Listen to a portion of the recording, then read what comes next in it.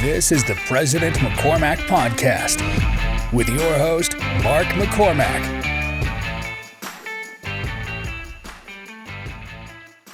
Ladies and gentlemen, Jeremy Neves.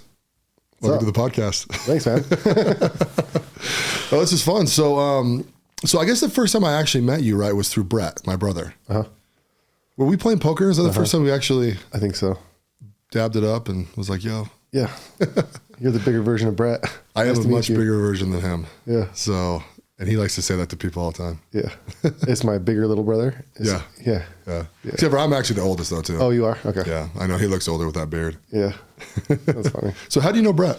Through Jay. So Jay Taylor and I were partners for 6 years.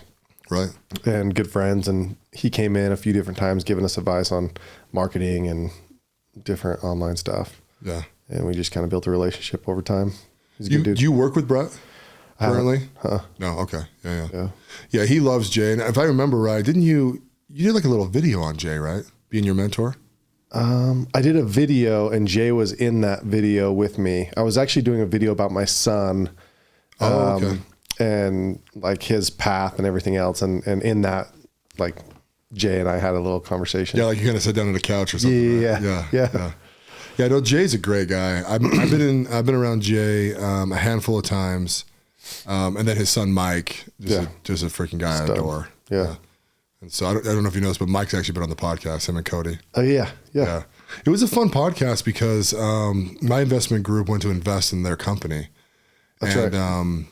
And we went all the way down to basically getting the contract signed, and then we had a difference of opinion on indemnification, and then we just kind of let it go. And so on the podcast, we actually talk about it, and it's nice because I think people think when you negotiate really hard, and I wouldn't say it was a crazy hard negotiation, but like I had my points, I was not going to change. You stand your ground, they stand their ground. Yeah, we just were like, well, we'll just walk away then. And it was like, yeah, we're still friends. And I mean, Mike was texting me this week. I mean, I just think the world of both those guys. And yeah, it's just kind of fun having them on the podcast and be like, yeah, we did a deal that didn't work. Yeah. Yeah.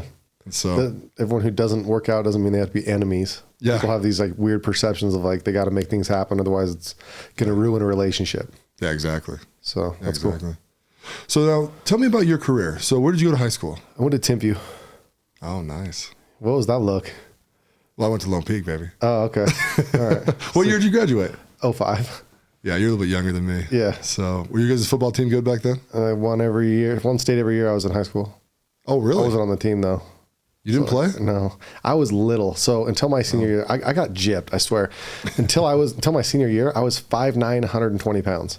No way. I didn't hit puberty till late junior year or senior year. Yeah. And I felt so ripped off. Anyone who's like didn't hit puberty till late understands like that was a real struggle. Like, but I didn't grow. And so I played baseball in high school, but all growing up, baseball, basketball, football. Yeah. But from my senior year till the year after, I went from 5'9", 120 to 6'2", 180. I put on 60 pounds and 5 inches in a year. It was like great timing. Did you get stretch marks and all that stuff? Like my inner legs, yeah. Oh yeah. When I started lifting heavy, probably my junior year. Yeah. I was on the football team. We were trying to be NFL players back then. Yep. I remember my shoulders just got like tiger striped like crazy. Yeah. Because we took a lot of creatine. We thought it was basically, steroids back then. Yeah. And I had one friend, he grew a lot, and like literally he got tiger striped all up both of his lats. Oh, it's crazy. It was almost cool. Like it was almost like a tattoo, Yeah. We were all LDS back then, so it was like, oh, David's got this tattoo, That's awesome. So are you a football fan? Yeah. So did you regret not playing? So yes and no. All through high school, I worked.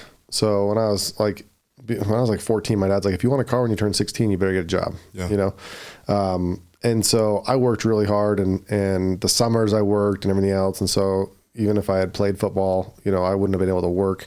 And so there's a trade-off. Like there was a period in my life where I was like, man, I kind of missed out on those days where I could have just played sports, been engaged, had fun, whatever, glory days. But then I also look at it now and I'm like, man, I learned how to work at a young age. And a lot of guys, that were there, especially at Timpview and Lone Peak, same thing. Like the kids were driving cars that I'm driving today in high school, right? And I was driving shitty Honda Prelude and Dodge Ram, whatever, 86. And now they're driving those things, right? And so I look at that and go, man, I'm really grateful that I did learn how to work and got that experience, What kind of work did you do in high school? Dude, I did everything. When I was 14, I was doing construction cleanup for Gold's Gym back in the day. Nice. And then I would go and ride my bike from the gym to a corn stand, the Harwood Farms corn stand. Like early on, I was working, a lot of different jobs. But then I was a cook at Wingers. I was a busboy at Chili's. And I did construction. I just always had jobs. Do you think that helped shape where you're at now? Totally. How did it shape it? Just learning how to work. And at a young age too, it's like, you got to realize back then, it's funny, you hear California launched $22 an hour for minimum wage. I'm like, this is insane. Like when I started, I'm pretty sure it was like $5.75 or $6.25 or something like that. Yeah. $6.25 minimum wage. But I was always like every job that I went from making minimum wage to increasing. And so it just kind of showed me like, hey, there is opportunity. And it wasn't necessarily harder work. It was just more, you knew more, you gained certain skills, you had certain knowledge, or just like the older you got and the more that you understood, the more you were paid. Right. Yeah. And so I think it gave me a little bit of a mindset shift of like, hey, the sky's the limit. And the more you know, it's not necessarily all about what you do. It's about who you are and what you know and who you know and everything else. Yeah. So I think that really helped shape like my future career. Right. But then also being willing to like do the shitty jobs, do the stuff that you don't enjoy doing because you had a goal and you wanted to accomplish something. And I think you have to go through that phase. And so I think that was super beneficial. Right. I wasn't afraid of work. Yeah. Yeah. I've told people this story a few times, but I started working at 8 years old. Yeah. And my dad's a Scottish immigrant, right? Like he is you're going to work type guy, right? And he owned a business, one of the businesses I own now. And I remember being 8 years old, I made $2.50 an hour, and I used to take a bolt, I put a washer on it, and I'd just do like a 2/4 turn nut, right? And I throw it into a bag so his installers, when they're on the jobs, I could easily take that off and kind of reattach it, right? And I mean, 8 years old, I was probably working 4 hours a week, like 2 hours twice a time, Yeah. And then I graduated up to being the janitor, right? But my dad owned a freaking shitty, nasty little welding shop, right? And it was just like, dude, I would clean that place, and I'm like, it doesn't even look clean. You know what I mean? I was just like, welding guys, have you ever been around welding guys? I mean, they're just black. They're just black soot, black everything. Their fingernails are black. Everything's black. Yeah. And I vividly remember, so I did the janitor thing for a long time, and I was like, and then I moved around to a couple other jobs, but I always kept the janitor thing because my dad just paid me like $50 every time I did it or something like that. Mm-hmm. And it would take me forever, it was like 8 stalls, like it was a big bathroom. Yeah. And all the way up until when I was married, I was still doing janitorial work at his shop. I was a project manager, and then I would clean the bathrooms on the weekend, Wow. And we had a lot of guys from Mexico and South America that used to work there, right? And in Mexico, their plumbing sucks, right? Yeah, you don't flush the toilet paper there. You don't flush the toilet paper. So they were doing the same thing, right? And this is probably the first time I ever power tripped. Pulled my weight as the owner's son. But they would wipe and they would throw in a bucket next to the toilet, right? And so, but they'd always leave their shit everywhere, right? All the toilet paper everywhere. So I'm cleaning up one time, and I remember I reached down with my bare hands and I grabbed it, and I remember just a little bit squeaked between my fingers. And after I stopped dry heaving, I was just like, son of a bitch, right? And I remember grabbing all the buckets in all the bathrooms because it's a bigger warehouse then. I threw them all away, dude. And I went in my office, wrote an email to everybody, I was like, we're not doing the damn bucketing thing anymore. You're in America, blah, blah, blah. My wife actually watched this whole thing happen. I scrubbed my hand 35 freaking times, dude. And it was weird. It was humbling, but it was also I don't know. Prepared you for having kids. Yeah. Oh, freaking yeah, for sure. But I still kind of look back on that too. And you get a couple employees nowadays that well, I don't do that kind of stuff. And I'm like, what the hell attitude is that? Yeah. Yeah. You got to do everything here. Yeah. And so, and even, one of my subcontracting companies, literally almost every single employee there will go and install. Yeah. They'll be like, oh, we're going to install something cool. And they'll leave for the day. They'll make some extra money. And it's just I don't know. It's this weird environment that my dad really created in me where it's no, I'm not above doing this. I'm not above doing that, even though, I have higher level, you know. And even though you're working for your dad, I look at one of the massive benefits of kids working at a younger age is you've now got other people, because there's probably other people that work in the organization that maybe were superior to you or had different roles or told you what to do or managed you or whatever else.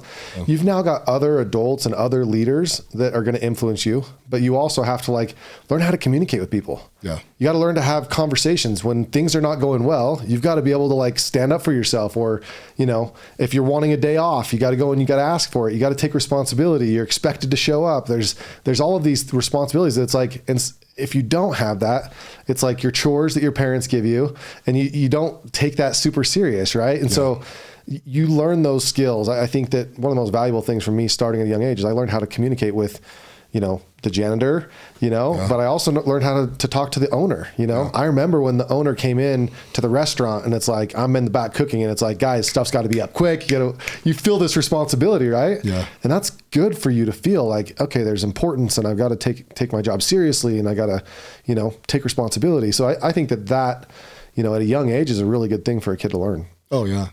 Yeah. And you also learn kind of, to pair what you were saying, you learn to talk to adults. Yeah. Yeah. So my brother Brett and I, were 18 months apart. And so I remember when I was 16, my dad would make me and him go deliver stuff in our box truck. Mm-hmm.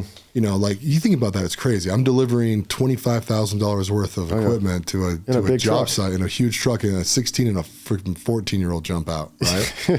And I laugh now because it's like, I wouldn't trust a 16-year-old with taking stuff to FedEx. No. You know what I mean? No. I guess there's a few out there I probably would, but the general population, right? Yeah. It's like, there's no way I'd be like, go get this delivered. My dad was just liability today now. It's so different. Yeah, we didn't have liability back then. Yeah. Yeah. It was kind of fun. So, yeah, and I think that, gosh, even with my kids, I bring them in and make them clean and stuff like that now. Mm-hmm. Because I've got a 13-year-old, a 10-year-old, and a 7-year-old. Yeah. Right? And all boys? No, girl, boy, girl. Okay. So, in fact, my middle son's named Nixon. Oh, awesome. Yeah. Yeah. I thought it was going to be unique, but it's not that unique. There's a bunch out there. Why'd you do Nixon, by the way?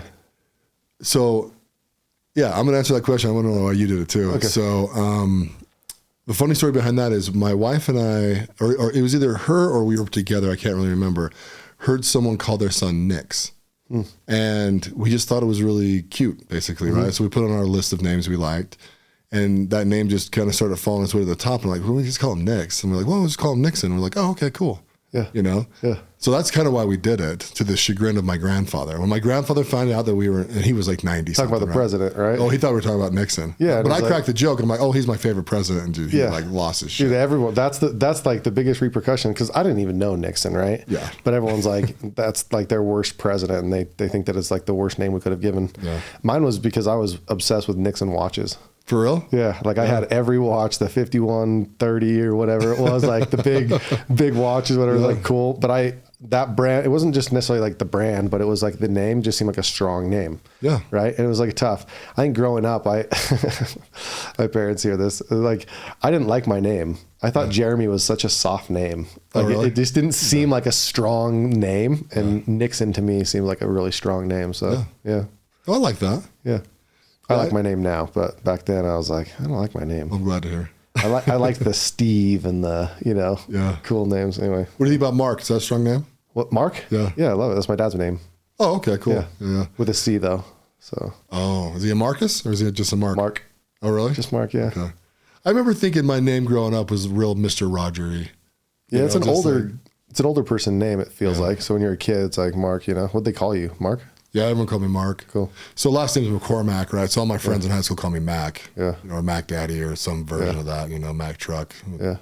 I was Jer Bear. That doesn't sound very tough. Dude, that's something I would say. Jer Bear? Jer Bear. Yeah. I call Jimmy Jam sometimes. Yeah. I don't know if he likes it or not. That's funny. So, yeah, it's funny. So, what other nicknames did you have in high school? My buddy called me Jim Bean. Oh, yeah? That's it. Nice. Like Jer Bear and Jim Bean and Jer. Yeah. Yeah, a lot of Jer. Yeah. Yeah. Yeah, you're friends with a Jeremy if you can call him Jer. Yeah. Because you cannot call a Jeremy Jer without being friends with him. Yeah. It's real weird. Yeah. Because they're always like, yeah. Do we know each other? Yeah. You can call me Jer. So you graduate high school. You've done a bunch of odd jobs. Yep. You know, what was your first move out of high school? Let me think here. Oh, I was doing construction at the time. I had gotten into some trouble and had legal issues, and I had to pay for all of that. Yeah. So like when I say trouble, like running from the cops on dirt bikes. Right. We were on the road and we weren't supposed to be on the road. And so we just turned around. We made it way worse. Like we could have had a $35 ticket. Instead we had, felony evading, went to prison, went to jail. Did you actually go to jail for it? Yeah, went to jail. There's a funny story there. So I was actually supposed to turn in my mission papers that night. I was supposed to meet with Bishop to turn in my mission papers. Yeah. And I didn't show up because I was in jail. So the next day I get a visitor, like literally glass window, I'm wearing the jumpsuit, pick up the phone, and it's my bishop on the other side. Yeah. And I'm like, oh man. He's like, I know this feels like the end of the road, but this is just a roadblock. We're going to make it through this. I'm like, okay. So I had to work, like I was working 60 hours a week doing construction, just random stuff. So I could pay off my attorney's fees and then pay for a mission. Right. How much was it? Attorney stuff? Yeah. I have no idea. You don't remember? Yeah. No, I can't remember now. Like it was a lot back then. I mean, I think I was getting paid pretty well for that time, like $12-14 an hour, doing construction. I was working 60 hours a week. Yeah. But saved up, paid off the attorney's fees, was able to, still replenish my mission fund. And after that, I went on a mission. It was a lot of work. Like I think I went a little bit late. Where'd you go? California. They want to keep me close. Just in case you escape. Just in case, Which mission was it? The Arcadia mission. Arcadia, okay, cool. East LA, Glendale, Pasadena. Yeah. Yeah. So. Did you learn a language? No, it was called English. But I was the last one that came into that mission that wasn't bilingual. So they had, the English missionaries either were Mandarin, Spanish. There was a ton of Armenian. So there's Armenian missionaries. Wow. My last stake, before I came home, they had translated the stake conference into 5 languages. It was very diverse. So it felt like I was somewhere else, Yeah. But, I loved it. Had you been to California a lot before then? Yeah, not to that area, but I've been to California and Disneyland and different places like that. But I say some of those things feel real foreign, even if you're in the United States, Yeah. Have you been to Alabama? Yeah. It feels different. I own 60 houses in Alabama. Oh, do you really? Yeah. Oh, okay. Yeah. So you know what it's like. Yeah, it's a different place. Yeah. What city are they in? Montgomery. Oh, okay. Capital. Yeah. Nice. Yeah. Nice. But like I went from, Diamond Bar, which was like a high-end, nicer, but older area, to La Cañada, which is one of the richest zip codes in California. Church, there's Bentleys, Maseratis, Ferraris in the parking lot. And I went from La Cañada to East LA. And I was living on 6th Street, which the 6th Street gang is a big gang down there. So it's like I went from like here to here, and I felt like I'm dark, I'm tan, but I felt like the minority, it was just very diverse. Learned a lot, so it was cool. Yeah, that would be. I've never been. How scary is LA like compared to like Compton? I never was in Compton, so it's not in our mission. But East LA. You've never been there? Mm-mm. Oh, okay. No, I mean Compton's scary. Just. As a missionary, you don't have as much fear because you're just like, I'm on a mission, protected by God and everything else. Yeah. At the same time, like the gang members, the older ones, they respected you. Like we were God's people, and they were God-fearing men, and they respected you. Like we had a time when our bikes went missing, and we literally went to the head of the gang that we knew and told them, and our bikes showed up the next day. Really? It was usually the young, little up-and-coming guys that would steal stuff. Yeah, they'd go get it and bring it back to us. Yeah. That's crazy. Yeah. That was like so Brett, have you ever talked to him about his mission? I haven't. So he went to Baltimore. Okay. So he was literally in the hood the whole time. Yeah, that's it. And he was just like, yeah, dude, it was like, you'd see crazy violent things happen like all over the place, but then they'd be like, hey, what's up, Jesus boys or whatever, you know? They'd be like, hey, what's up? You know? And they just wouldn't touch them. Never mess with them just because they were representing Jesus Christ. Yeah. So it's cool. Well, that's nice, man. Yeah. So then you came home? So came home from the mission, and then I had a brother-in-law that was selling door-to-door. And door-to-door was big at this time, right? I think 2008. Yeah. Vivint's starting to grow. At the time was Apex. All the alarm sales is big here. And, when he sat me down and basically showed me the pay scale, like that's how they recruited back then. Here's the pay scale. You sell this much, you make this much. I looked at that and I was like, man, I had literally gone from like hourly paid jobs where like there was a cap, right? Even though I always went to another job where I got paid more and I was progressing, this was right up my alley, right? And fresh off a mission, like you see people make changes that you're like, wow, anything is possible. Yeah. And so when I saw that and was like, man, the sky's the limit. You could really make anything. You decide how much you want to make. I got super excited about it. I went out, started knocking doors. I was used to knocking doors and not getting paid. It was actually satellite, internet, phone, TV. Satellite. Okay. Yeah. Yep. I remember went out the first day, I'm knocking with him and watching him, and he gets a couple deals and he's like, do you want to try a couple doors? And I did with him right there. And I felt super nervous because he was watching me and I'm like, I can't say it as refined as he is. Right. And I was like, dude, can you just go across the street? Like, they don't know that I don't know what I'm doing, but you do. So like, can I just fail with these people? Right. I went about it. That day I sold 4 accounts. Got back to him with him the end of the night, showed him, and he's like, you messed up every single one of these. Like, I had quoted it wrong. I'd done everything wrong, but like, I got the deal, right? Yeah. So I had to go back, and I think 3 of the 4 canceled. Yeah. But I was hook, line, and sinker. I was in that industry. I believed in it. So was it straight summer sales, right? Like from like April? It was year round. So I came home in June. So I was middle of the summer. And I didn't leave the state. I was literally selling in Orem, Utah, like just up the street from my house. And I did that all year round, all the way until the next summer, which was May. So from June until June of 2008 to May of 2009, I sold here locally, and every once in a while go on like a blitz trip to Arizona or whatever, and then also selling at home shows, having like a booth.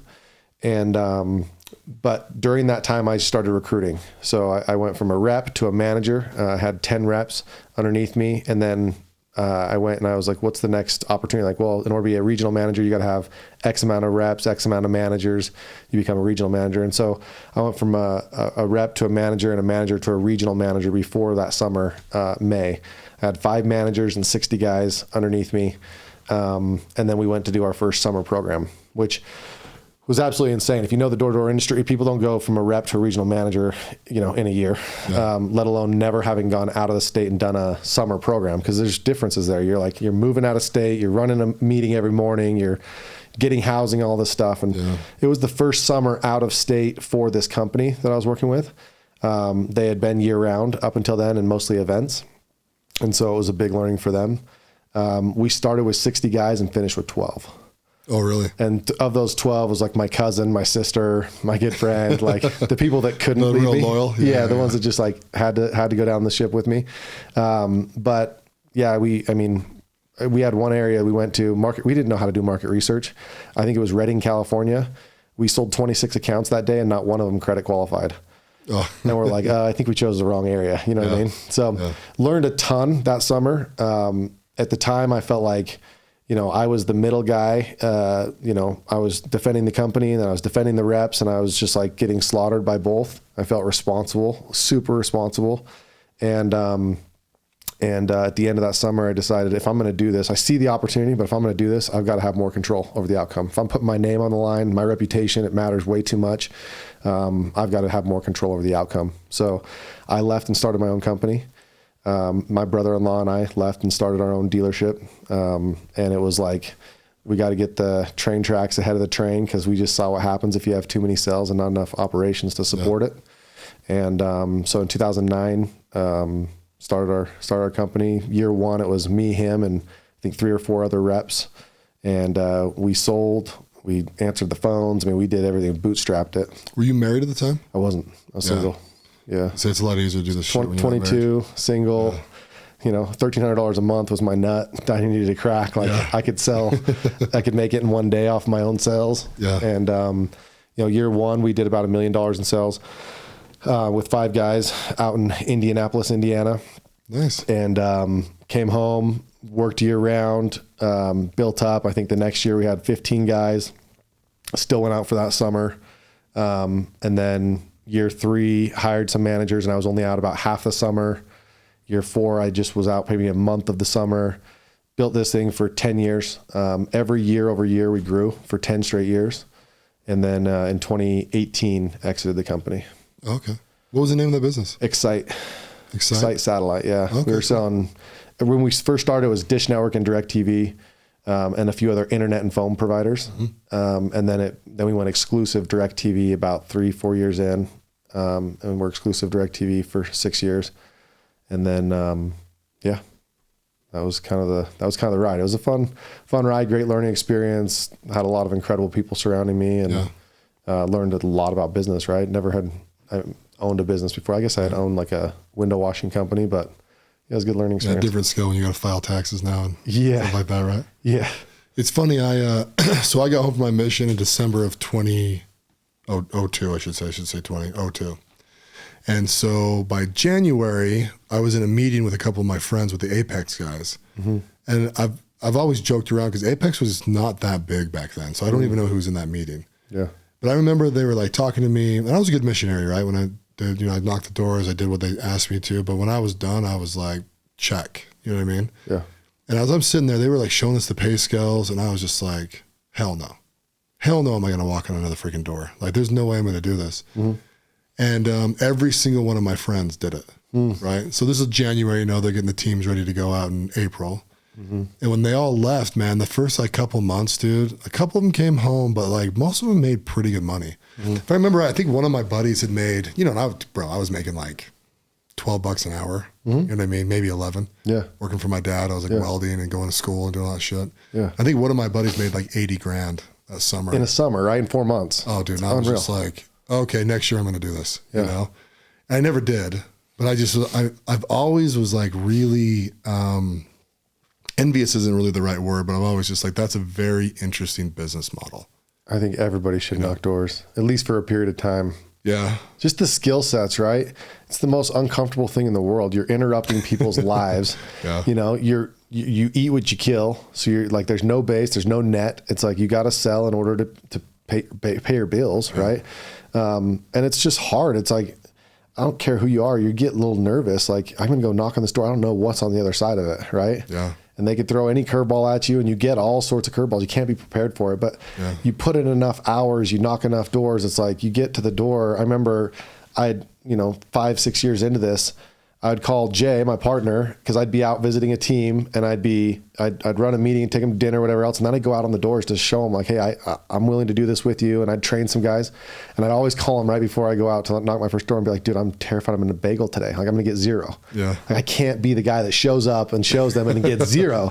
Right. And it was funny because I always had this like whatever, but I'd go up to the door.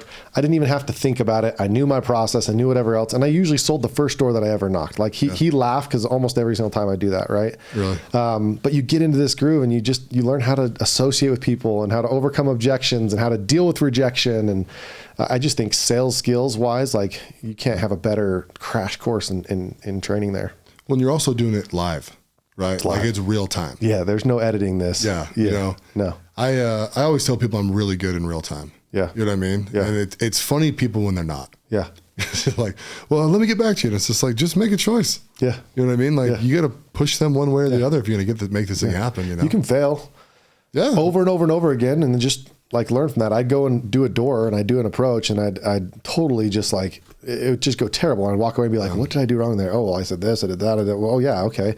They were looking at me like this. They were talking fast and I was taking too long. Like I got kicked off the door, of course. Right. Yeah. Then you learn and you're like, okay, I'm going to apply that on the next door. Yeah.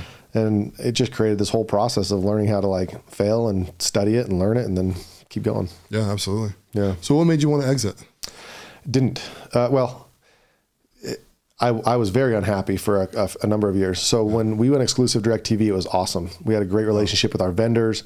Then some political things happened where our distributor got pretty unethically, like they got forced out of being our distributor, and the other distributor, there was 2 distributors. The other one got to have all of them. And so we were forced to go with another distributor, and it had always been a competition. Yeah. So that kind of was the first like souring of like the culture. Then AT&T bought DirecTV, and AT&T is a long-standing big company that does not understand small business, and definitely, they're a dictatorship. Yeah. And it was just, the culture was not aligned. We'd have years where, when you're building a summer sales program, 80% of your revenue comes during the summer, and you do all your recruiting all off season, and come April, it's like game time, right? Yeah. We had a couple of years where in April they came to us and changed our compensation plan. We had already signed everybody for the next year, right? And we couldn't just say, okay, we'll just bite the bullet, because we could potentially lose money on the year. And so we had to come back and renegotiate with guys. And that was just misaligned. Our culture was like, we're going to be up front. We're going to take care of you. We're providing you an opportunity. When we recruited them, all these promises. And now it's like, but this is out of our control. And so we were really unhappy. Is the reality. I was praying for another opportunity. I was looking for ways to diversify. We had built an engine, a sales engine, and an infrastructure that could support different products. So we were looking at different products. But what ended up happening is we were growing, and there was a lot of competition in the space. We were number 2 in the country. We were like number 5 in the country. Then we acquired, merged with another company, came in and joined our company the previous year, took us to number 2. And of the top 5, like 4 of them were here in the state of Utah. And there was always recruiting battles, and they were trying to stop that, where like we were recruiting from each other. And so we had kind of worked some things out there where we were all kind of being friendly with each other. Yeah. But AT&T was trying so hard to just control they were trying to just control the whole process.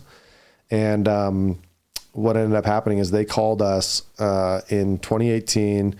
It was like November. We were down in Vegas. I had my 26 top leaders there, and we were doing just getting ready for the next year, talking about our culture, our vision, everything we wanted to create.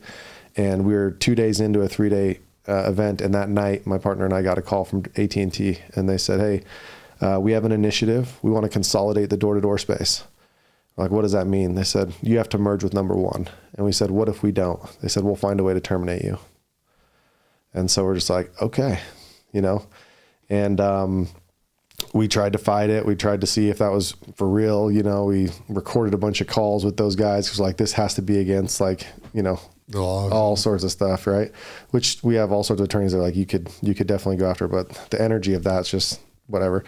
So we came back, we met with number 1. They gave us an offer. It was kind of a forced exit. We had the opportunity to stay on and keep building and help grow it. And I was like, nope, I am done.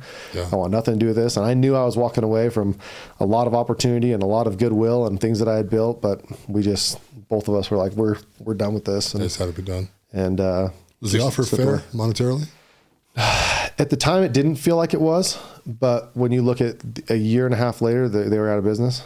I mean, the satellite business is like gone. I mean, most people are streaming now. We saw where it was going. We saw what was happening.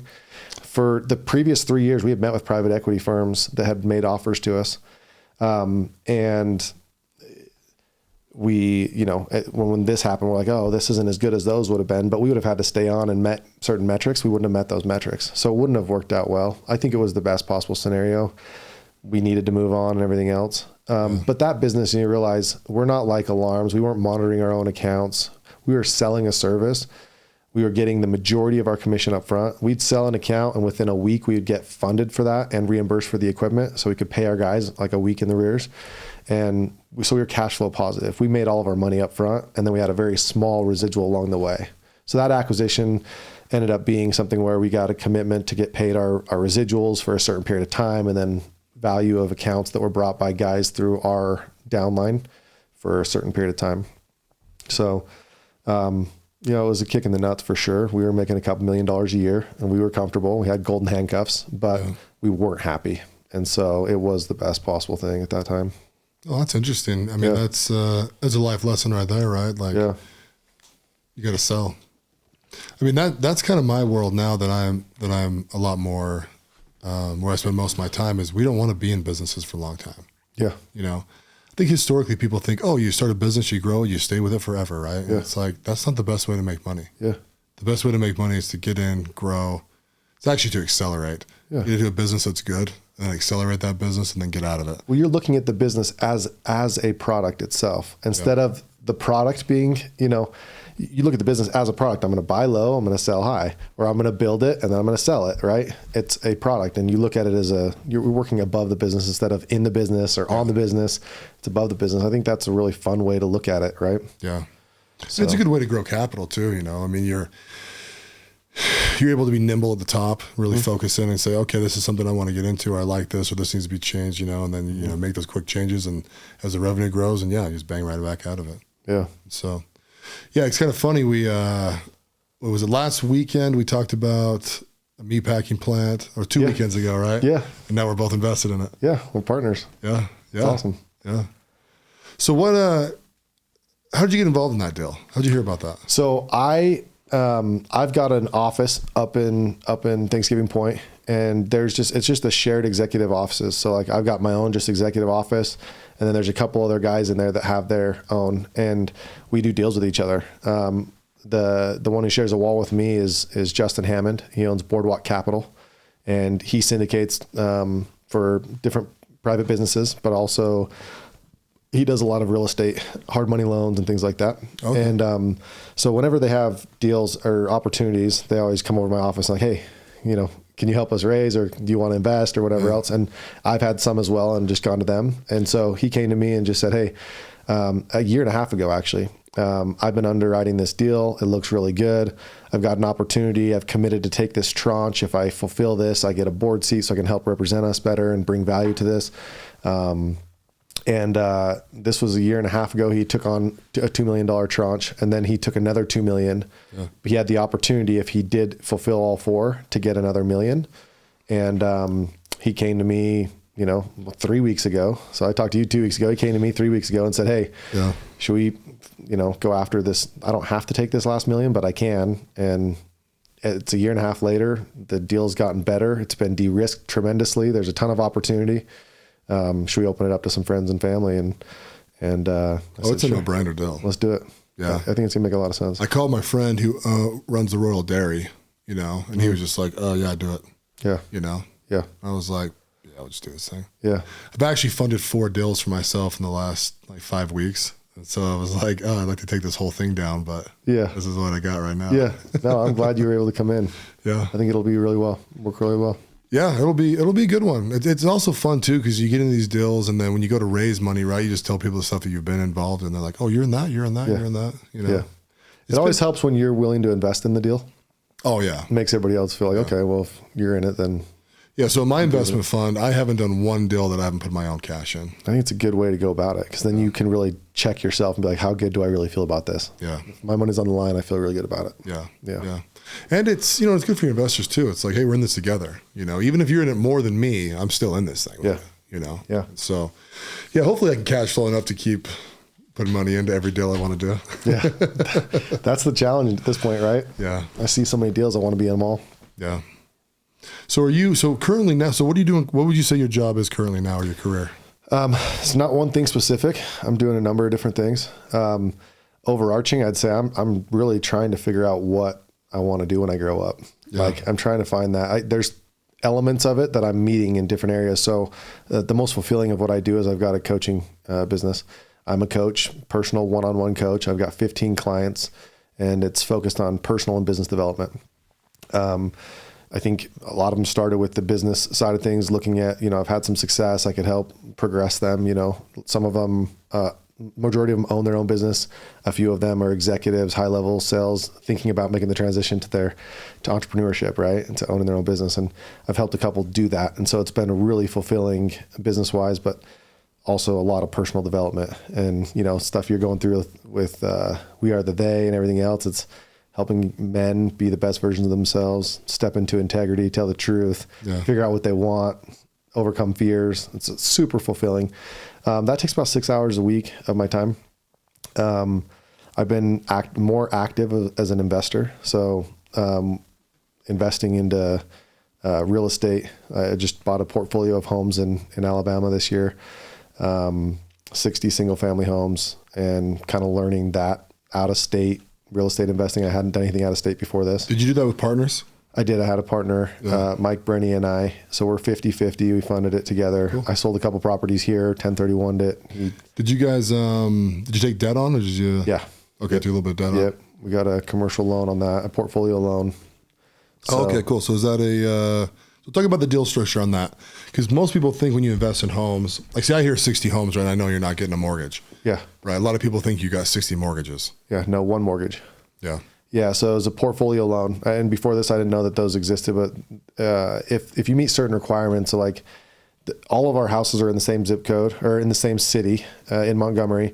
And, some streets have like 15 houses on it. So they're pretty like they call it contiguous, right? Yeah. They want, like, if you buy a neighborhood itself, you're going to definitely meet that quality qualification. There's a minimum number of value that the house has to be. And I know SBA had there were some different government loans that were there that were even better rates if you met certain qualifications. But we found a lender that was willing to do that, take it on. And we actually bought 12 of them. We paid cash, and then the other 48 we financed. Okay. And but it's all wrapped up into one. All wrapped up into one loan. Yeah. Yep, one LLC that owns it all, and is it a management company out there? Is it like a 25-year amortization, or is it like a 10 and 10? It's a 30-year am on a 5-year arm. Oh, okay. So we have to refi or sell in 5 years. Nice. Yeah. How do you feel about that in the current climate? I don't know. Like right now, everything, like I thought once I did that, I got my appetite for real estate. I owned 7 doors before that, right? Here in Utah, managed them all. And I went from 7, selling 2 of them, to going to 60, and I was really excited. I was like, you know what? I caught the vision of this, like just rolling your money and even raising money and what real estate can do. Where we're at right now, I think that I want to hold and just wait and see what the market's going to do. It's got to come down. Interest rates are really high. I mean, luckily we locked in ours in January, for that portfolio. So we're better off, but, I was going to be more active in doing that. Right now, I'm just going to kind of hold and see what happens. Yeah. I might even sell that portfolio because I think we can still sell it make some money on it. We got it under market value. We've got renters in every single one of those units, and we've improved some. So we might sell that once we hit our year mark, and then have, a few months to figure out a 1031, and if the market comes down a little bit. Yeah, and something else. Yeah. So I'm still bullish. Real estate, I think, will always work. You can do it in any market. And right now I'm just kind of waiting to see, okay, where is that opportunity that's going to make the most sense? Yeah. So that's another thing I'm doing. I'm, more active investing, been doing some real estate, just like this deal that, my friend came to me and said, hey, you want to help syndicate this fund? So I was kind of learning how to raise money and build relationships there. It's been exciting. So that's another deal I did. And then I did a consulting for equity deal with a metal fabrication company here local in Utah. And I'm going to earn in equity into this company by bringing business to them. So I've got a lot of connections in construction and multifamily and single family builders. Yeah. And so I'm going to bring them opportunity to bid on jobs. And if I hit certain metrics, I earn up to 25% of this company. Oh, cool. And I'll sit on their board and help with high level strategy and everything else. But really just bring in relationships to give them the opportunity to grow the business. So are they fabbing anything? Yeah, anything. Metal fab. They've got all the equipment, nice. Do a lot of railings. Ideal jobs are multifamily. So if anyone's has big multifamily structures, you got the stairs, you got handrails, you got all the balconies on all the units, right? And then commercial, big beams, certain trusses, stairs, and then single family, handrails, things like that. Oh, cool. Yeah, we really do anything, but we can build furniture, we can build anything. Do they bid on public jobs ever? Haven't. Oh, okay. No. I'd love to learn how to do that. Yeah, we'll have to sit down and talk about it. Yeah. Yeah. No, there's a lot of, going to a school, right? Look at all the metal fab that's in there. Yeah. It's insane. Yeah. There's tons of, depending on what the architect group. Is that just a bid process? Yeah. You just have to get qualified, but I have a couple companies that are pre-qualified, ready to go. Cool. So, yeah, I actually, one of the guys that was on I released his podcast yesterday, but he owns a concrete company. He's pretty early on in the concrete world. Yeah. And so I've used my company a few times for him to go and do concrete work. They just use my company to bid because I'm license bonded, cool. all that kind of stuff. And so, yeah, it's simple. As long as I trust the other sub, I just mark it up, whatever, and then we agree to it. That's awesome. So cool. Yeah, it's a good way to grow. Yeah. It's a really good way to grow. Yeah, I'm all about strategic partnerships. Yeah. Collaboration, everything. That's kind of my biggest. The thing that I like the most is business strategy. Yeah. Like the nuts and bolts, everyday stuff's kind of something that's boring. It's just, it's not as fun as like coming up with a strategy, executing it, pivoting. You like being that guy when the bases are loaded, it's the bottom of the ninth, full count, 2 outs, the game, you're down by a run. You gotta make it happen. Yeah, it has to be. You like those challenges. Yeah. Oh yeah, absolutely. So, yeah, it's a fun world. I love raising money and doing deals. It's so cool to see all the different businesses out there. And, you know, I remember when COVID hit, right, and everything was shutting down, and you hear this like, oh, the economy's going to implode and like all this kind of stuff. And then, man, you look at the United States and it's like, there's so much opportunity here. Yeah. Like, I don't even think our government, which seems like they are trying to collapse everything every day, I don't even think they could do it if they wanted to. It's too powerful. Yeah. You know? But, yeah, we're too resilient. Yeah, and there's enough of us. I was a little surprised by the compliance level with everybody. Like, oh yeah, we'll just not work for freaking 2 years. But you know, the ones that do work and go out there, man, they won't be stopped. Yeah. You know, I mean, you got tons of friends. We got tons of friends that just, you know, you're not going to stop us. There's no way. No. You know, 100%. I'm kind of the quiet guy. I feel like in all the groups because I'm not real active on social media. I'm active now, but like I don't have a huge following and all that kind of stuff. So you're pretty active. I'm active now, just mostly because I'm trying to grow it. You know, but like, but I mean, you know, we got some friends with some major influence. Yeah. You know, and like it's funny because I've been in deals, you know, I've been investing since, I really started investing when I was 21, right when I got home from my mission, I started buying stocks, right? Because it was just, you know, a couple $100 every Friday and, you know, whatever extra I had, we just kind of went crazy with that. But, you know, my early 30s, late 20s, man, I started getting into, you know, I started doing startups, right? Which I won't do a startup ever again because there's too much work. Yeah. Yeah. But I was involved in 30 or 40 startups and just, you know, some failed, some did well, some did okay, you know, sold some, whatever, you know. And now that I'm older, man, I just love getting into these deals and seeing these things and, you know, just all the different people that cross paths all the time. And it's fun. Yeah. It's a lot of fun. It's fun to look at different deal structures, see how different people are making money and doing business. Yeah. And then seeing opportunities where you can add value. And on top of that, networking with really cool people. And if you can raise money and help people make more money, well, what's more fun than that? Yeah. Winning together. So. And the cool thing too is investing, even if you have integrity and you're honest, even if you lose some money, people don't give a shit. Yeah. You know? Yeah. As long as they know that you're in the ship trying to ride it. You know what I mean? It's just not that. And I've never lost money for an investor, but, you know, I've watched people lose money and, you know, as long as they're not skeevy, it seems like the investor's like, yeah, we know that this is risky and we're going to keep rolling. Yeah. So. Awesome. So what's next for you? Keep investing? Yeah. I mean, I really like this opportunity of, you know, this earning into equity or buying into a company. I don't want to start a new business. Like you, like the startup phase, I just feel like that's a lot of time and energy and and I don't want to operate a day-to-day business. So I want to find good operators. But I'm really open right now. I love having the conversations like this where, you know, my eyes are open and my vision's expanded and I'm just not trying to force something. I'm not in a rush. And we'll just kind of see what gets attracted to me. And so I'm open to opportunities. And in the meantime, I'm going to keep pouring into my guys and doing investment and doing random deals because I have the time looking at deals. I look at everything because I learn and have opportunities there. And then try and build this. I want to help build this metal fab company. So I'm excited about that. Oh, that's way cool. I want to come check it out. Yeah. Where's it at? Springville. Oh, in Springville. Okay. Yeah. How small is it? They're only a year in business. Okay.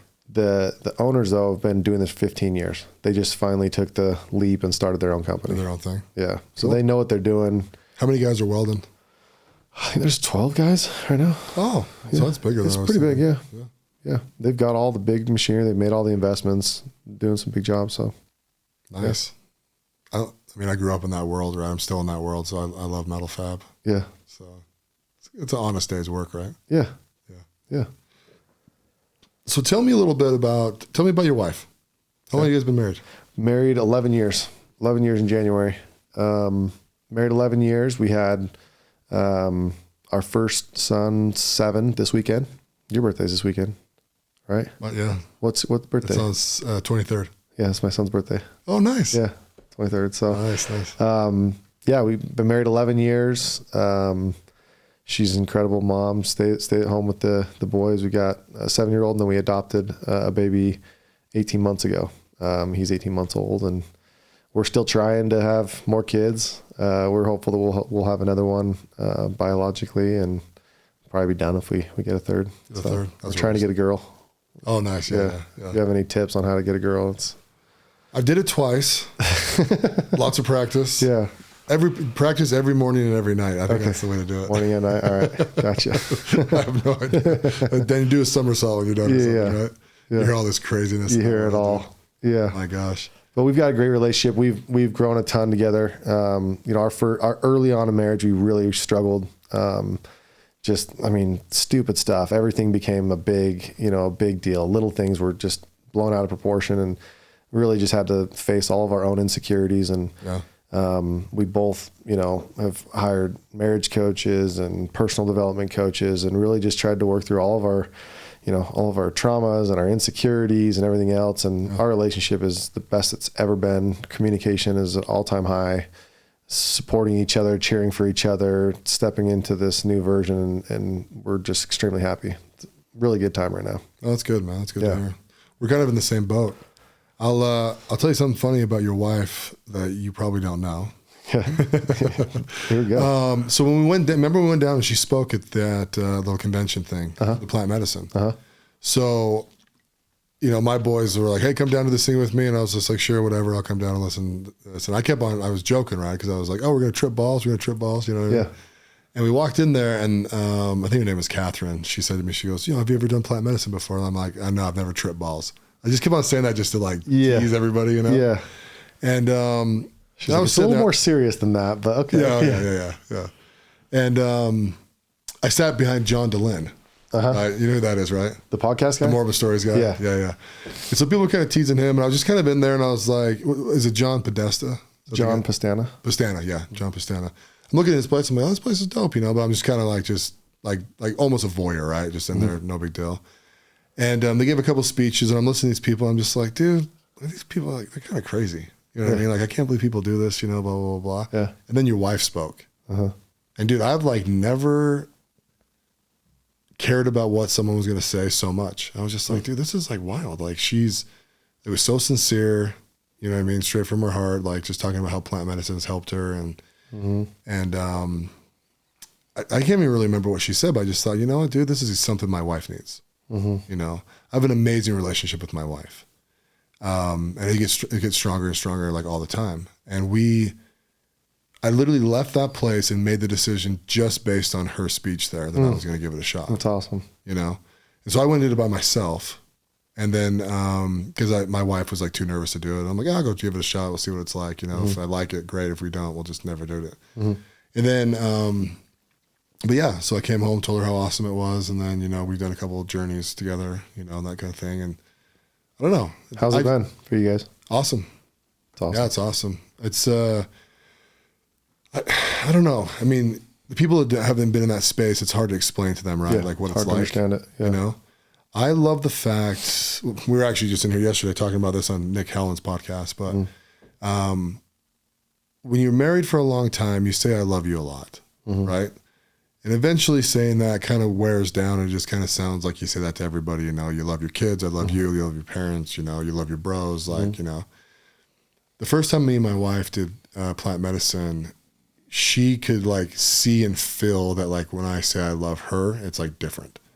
And when she walks into a room, I kind of light up a little bit, our energy is just kind of oh, Michelle's here. You know what I mean?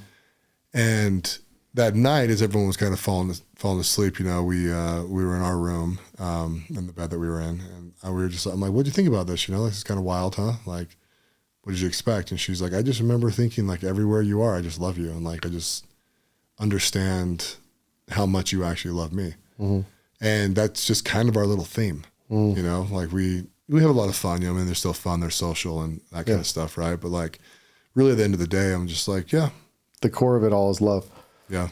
Which is, I think, the lesson we're all trying to learn, right? Is what really, what would love say? What would love do, right? Yeah. And I think as cheesy as this may sound, right? People listening, I honestly feel like it's taught me how to love. First, you learn how to love yourself. And I think everybody has a rude awakening to man, there's parts of me I don't love. And there's areas that I need to learn to love. And if I don't love me, who could, right? And if you don't love yourself, how are you going to allow other people to love you, right? But once you do that, then you can actually give a lot more to other people. And so that relationship in with your spouse, like you can love all the different elements. You can see them for who they are. Yeah. I've had multiple experiences where I'm able to walk into a room and truly see somebody and feel like I know them and like understand them, take all the noise away, take the ego away, everything else. And then also, some of the most powerful has been able to see the way that other people see me. Because sometimes you're just like, people say these things about you and they talk to you a certain way and you're like, yeah, that's what you just say, right? You don't really trust it. But when you're able to actually really see, like, this is the way people see you and who you are, and they can actually, people really do know who you are. You don't need to hide anything, right? Yeah. Pretty powerful. No, a lot of healing. Yeah, it's refreshing, right? Refreshing. I mean, we're really selective on who we do it with, who we want to be there, I don't mind a couple new people, Container whatever. is very important. Yeah, because it's such an energy driven. Dude, I even when I talk about it, man, I'm like, I sound like a hippie. You know what I mean? Because I really deal in like. Yeah, we made fun of people that were like, tree huggers and all about this, Oh yeah, now you're just like, man, some of my favorite parts is just going laying on a tramp or like getting in the grass and just like putting my hands in the grass, and just feeling grounded and it's just lovely. Something everyone should do. Yeah. Well, thanks for sharing that story about my wife. I'm glad she had that impact on you. That was powerful for me to watch her do that too. Yeah. Oh, I could tell you were proud. Oh, very proud. Yeah. Which is fun, right? I mean, our wives, they stay home, they take these kids and deal with all their crap and, and then you get to see them kind of in a professional setting and you're like, oh dude, my freaking wife's dope. Yeah. She's a rock star. Yeah. She's freaking cool. Yeah. So that's awesome, man. So one more kid potentially, and then You do any sports with the kids? My son, my 7-year-old he loves swimming, and gymnastics. Does he? Yeah. Nice. Yeah. Is he strong? He's getting there. Yeah. Yeah. He's been in about a year now and he's loving it. Is he doing, what swim team is he on? He was, Utah Swim Academy, and he did the swim team for a short period of time, but he just had like an instructor and swam since he was like 2. Right. He's actually taken a break the last few months, but yeah. He started getting to the point where he's like, I don't want to do this every single day. Yeah, that'd be a bit much. Yeah. My oldest daughter's on the junior Olympic swim team. Oh, that's awesome. And so we've done the swim. Yeah. And she's still on it, and I like watching her because she beats everyone's ass. That's awesome. Funny, right? That's fun. She's got to be swimming like 2 age groups up or something like that. So that's awesome. She'll get beat in her matches, but she's getting beat by like a 15-year-old. Okay. Right? Yeah. And so, the whole thing, right? She's actually going against her times against the whole country. So whatever that match was that day or meet that day. Yeah. We go back, it takes a couple of days or whatever, and you actually see her times compared to her peers. And I'm like, you're doing good, girl. You're doing awesome. That's awesome. It was maybe... Is your 13-year-old? Yeah, my 13-year-old, yeah. She just turned 13 on the 18th too, so I'm getting used to saying 13-year-old. Yeah.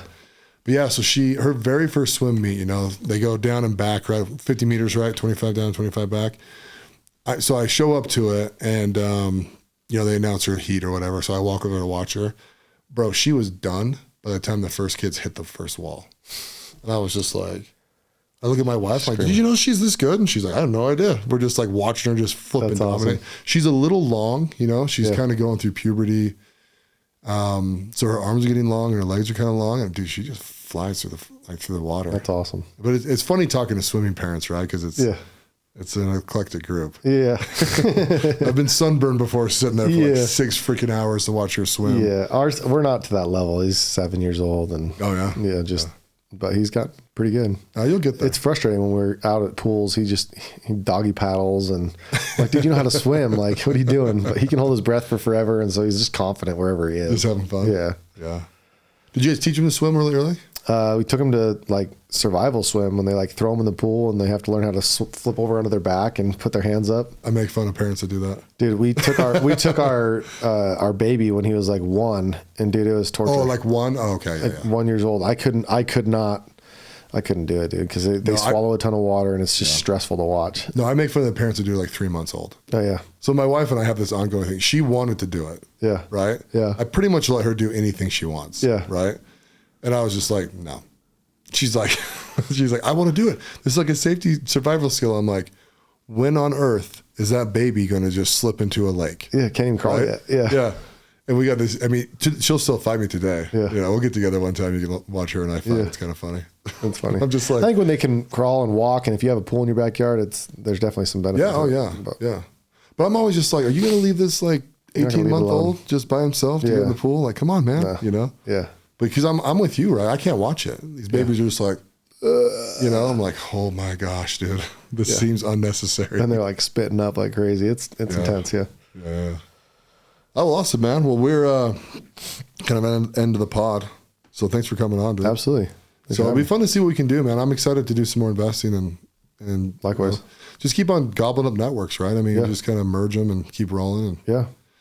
So one of the things I do is I always ask my guests to give us their best 2 minutes of advice. Okay. That's kind of how we end the podcast. All right. So on the spot, what's your best 2 minutes? 2 minutes of advice. So something that I always say to people, I think one of the most important qualities is showing up. So the advice that I give to people is show up, right? You've got to know what you want. And I think a lot of people in life don't know what it is that they want. Or if they think they know what they want, it's really not what they want. It's what their parents want or what their society tells them they should want, their spouse wants, whatever else. So get clear on your vision and what you want, but show up.